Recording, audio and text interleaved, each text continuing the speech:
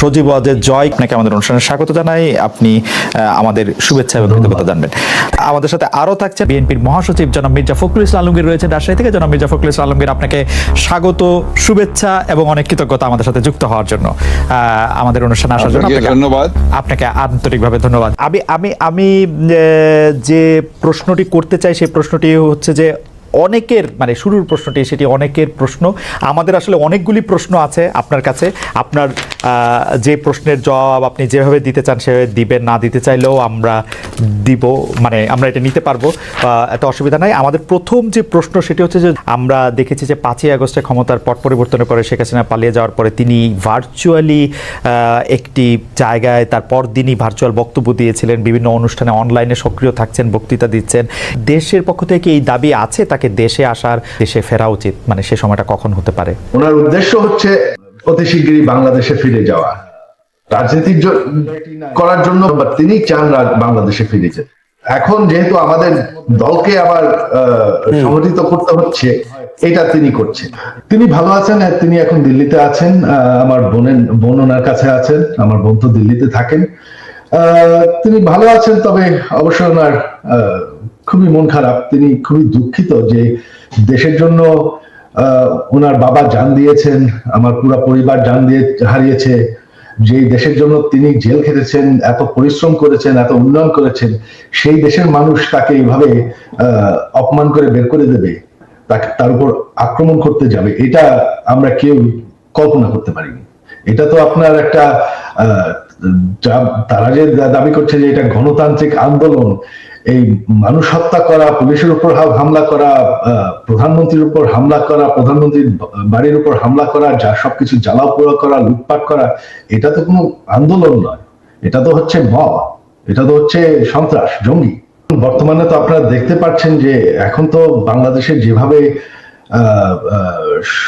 সংঘর্ষ চলছে, জ্বালাও পোড়াও চলছে, তখন আপনার এটা শুরু হয়ে গেছিল এবং তারা সিদ্ধান্ত দিয়েছিল যে তারা গণভবনকে হামলা করবে।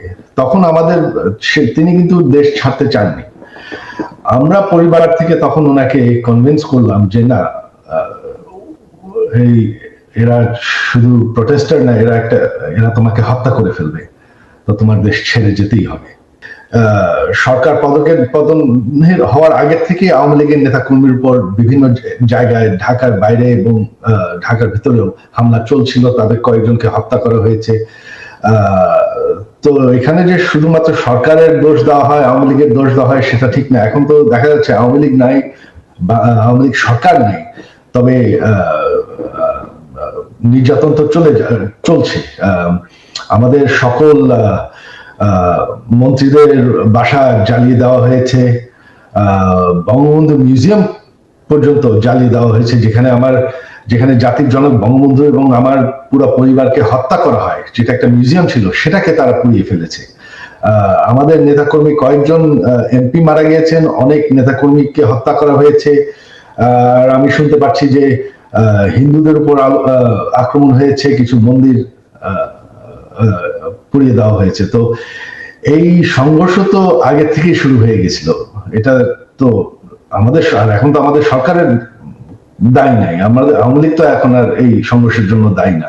দেশের জন্য এত করেছি, এই যে গত 15 বছরে আপনার জানেন আমি ডিজিটাল বাংলাদেশ বানিয়েছি, এটা আমার স্বপ্ন ছিল। আমি সরকার থেকে কোনো বেতন নেই, বিনা মূল্যে আমি এই কাজটা করেছি। আমি প্রচুর পরিশ্রম করেছি বাংলাদেশকে ডিজিটাইজ করতে, গ্রাম পর্যন্ত ডিজিটাল বেনিফিট পৌঁছানোর। তারপরে যদি বাংলাদেশের মানুষ, এই যে উন্নয়ন আমরা করেছি, তারপরে যদি বাংলাদেশের মানুষ আমার পরিবারের সাথে এরকম করে, তাহলে আমাদের আর কিছু বলার আর করার নেই। আওয়ামী লীগ মরে যায়নি, আওয়ামী লীগ হচ্ছে বাংলাদেশের সব থেকে পুরাতন দল। সবাই যে মনে করে যে আওয়ামী লীগের পপুলারিটি নাই, দেশে আপনার 17 কোটি মানুষ, 17 কোটি মানুষের মধ্যে এখনো আপনি যদি নিরপেক্ষ নির্বাচন হয়, আমি জানি আওয়ামী লীগ ভোটে জিতে আসবে। হ্যাঁ, 100% ভোট কোনোদিন কোনো গণতন্ত্রে কোনো সরকার পায় না। আমাদের বিরুদ্ধে যারা ভোট হেরে গেছে বা তারপর তো বয়কট করেছি, হ্যাঁ, এদেরকেই আপনি দেখেছেন যারা আওয়ামী লীগ বিরোধী। তাদেরকেই দেখা গেছে। তবে আওয়ামী লীগের যারা সমর্থক তারা কিন্তু দেশে আছে। আরেকটি ব্যাপার সেটি হচ্ছে আমার আগেকার প্রশ্নের সাথে সম্পর্কিত, যে গণ অভ্যুত্থানের মুখে শেখ হাসিনার দেশ ছেড়ে পলায়ন, আওয়ামী লীগের নিষ্ক্রিয়তা এক ধরনের, মানে আওয়ামী লীগ দেশের রাজনৈতিক প্রেক্ষাপট থেকে বাদ হয়ে গেছে। কেউ কেউ আমাদের মিডিয়ার ভাষায় কেউ কেউ বলছেন যে একটা -1 হয়ে গেছে। অন্তর্বর্তী সরকারকে নিয়ে কোনো -2 সংখ্যা কি আছে? কেন এই প্রশ্নটি উঠছে সেটিও আমি বলি, যেটা কিছুটা আপনি আগেই প্রশ্ন করেছেন যে আওয়ামী লীগ আমলে কিন্তু আমরা দেখেছিলাম যে বেগম খালেদা জিয়ার চিকিৎসার জন্য বারবার বলা হচ্ছিল, কিন্তু 3.5 মাস পরেও বেগম জিয়া এখনও দেশে আছেন, তারেক রহমান সাহেব এখনও দেশে ফিরেন নাই। তো এইটার ক্ষেত্রে কি -2 কোনো আশঙ্কা আপনাদের মধ্যে রয়েছে কিনা অন্তর্বর্তী সরকারকে নিয়ে? এই -2 তো এসেছিল আপনার 1/11-এ। এখন আপনার এই -2 কোনো সমস্যা নেই। কারণ হচ্ছে যে আমরা আগেই বলেছি, আমি গতকাল একটা ইন্টারভিউতে বলেছি যে বিএনপিকে এখন আর কেউ মাইনাস করতে পারবে না। এক, 2 নম্বর হচ্ছে আওয়ামী লীগ যদি নিজেরা মাইনাস হয়ে গিয়ে থাকে তো সেটা তো আওয়ামী লীগ হয়েছে, কারণ সেটা দেশেই নাই, তার নেত্রী পালিয়ে গেছে। সুতরাং আপনার এই জায়গাতে তো তারা নিজেরাই চলে গেছে। এখানে একটা জিনিস আমাদের সবসময় মনে রাখতে হবে, যে রাজনৈতিক দলটি পলিটিক্যালি ব্যাংক্রাফট হয়ে যায়। আওয়ামী লীগ এখন আসলে পলিটিক্যালি ব্যাংক্রাফট একটা রাজনৈতিক দল। আমি আগে থেকেই বলছিলাম কথাটা আর কি। তার কোনো রাজনীতি নেই, সে ক্ষমতাকে এমন ভাবে ব্যবহার করেছে তাদের ব্যক্তিগত স্বার্থে, দলীয় স্বার্থে না, প্রত্যেকের ব্যক্তিগত স্বার্থে। They have minted money like anything. দেশকে তারা একেবারে ফোকলা করে দিয়েছে এবং সেই দেশকে ফোকলা করে দিয়ে পালিয়ে গেছে। যদি এই মুহূর্তে নির্বাচন হয়, যেটি আসলে বিএনপি যৌক্তিক সময়ের মধ্যে নির্বাচন দাবি করছেন, তাতে বেগম খালেদা জিয়া কি প্রার্থী হবেন, বা বিএনপি সংসদ নেতা বা প্রধানমন্ত্রী হিসেবে কাকে চাইতে পারে, চেয়ারম্যান নাকি ভারপ্রাপ্ত চেয়ারম্যান? এখানে এই মুহূর্তে এখনই আমাদের এই প্রশ্নগুলো নিয়ে আমরা আপনার কাজ করছি না, কারণ আমরা এখন আমাদের সামনে যে সবচেয়ে বড় চ্যালেঞ্জ সেটা হচ্ছে যে আপনার এই ইন্টারিম গভর্নমেন্টের কাজগুলো তারা যেন শেষ করতে পারে, অর্থাৎ যে সমস্ত সংস্কারের বিষয়গুলো আছে সেই সংস্কার যে কয়েকটা আপনার খুবই নির্বাচন কেন্দ্রিক এবং প্রয়োজনীয়, সেই সংস্কারগুলো করে নির্বাচনের কথা আমরা বলছি। এবং আমরা মনে করি যে এটা আপনার যথা সময়ে সেটা অনুষ্ঠিত হবে। এবং দেশনেত্রী বেগম খালেদা জিয়া তো আমাদের পার্টির চেয়ারপারসন, এবং তিনি যদি নির্বাচন করতে সক্ষম হন শারীরিকভাবে, তাহলে অবশ্যই তিনি নির্বাচন করবেন।